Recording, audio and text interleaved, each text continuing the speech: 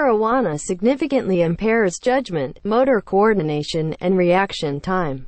And studies have found a direct relationship between blood THC concentration and impaired driving ability. 7 to 9 Marijuana is the illicit drug most frequently found in the blood of drivers who have been involved in vehicle crashes, including fatal ones. 102 Large European studies found that drivers with THC in their blood were roughly twice as likely to be culpable for a fatal crash than drivers who had not used drugs or alcohol. 12 However, the role played by marijuana in crashes is often unclear because it can be detected in body fluids for days or even weeks after intoxication, and because people frequently combine it with alcohol.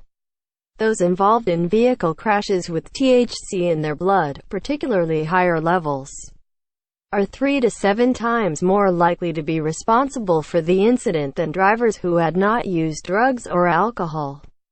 The risk associated with marijuana in combination with alcohol appears to be greater than that for either drug by itself. 8 Several meta-analyses of multiple studies found that the risk of being involved in a crash significantly increased after marijuana use. 13 In a few cases, the risk doubled or more than doubled. 14 to 16 However, a large case control study conducted by the National Highway Traffic Safety Administration found no significant increased crash risk attributable to cannabis after controlling for drivers' age, gender, race, and presence of alcohol. Marijuana use can lead to the development of problem use, known as a marijuana use disorder, which takes the form of addiction in severe cases.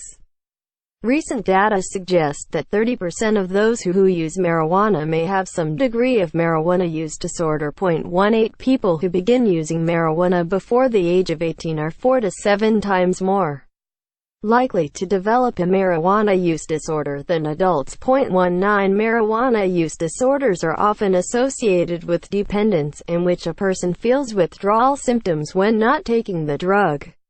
People who use marijuana frequently often report irritability, mood and sleep difficulties, decreased appetite, cravings, restlessness, and/or various forms of physical discomfort that peak within the first week after quitting and last up to 2 weeks. 21 Marijuana dependence occurs when the brain adapts to large amounts of the drug by reducing production of insensitivity to its own endocannabinoid neurotransmitters. 23 Marijuana use disorder becomes addiction when the person cannot stop using the drug even though it interferes with many aspects of his or her life.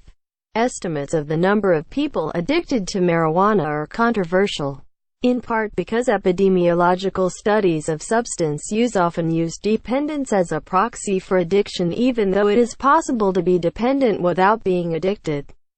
Those studies suggest that 9% of people who use marijuana will become dependent on it, 24-25 rising to about 17%, and those who start using in their teens, 27 in 2015. About 4.0 million people in the United States met the diagnostic criteria for a marijuana use disorder. 138,000 voluntarily sought treatment for their marijuana use. 28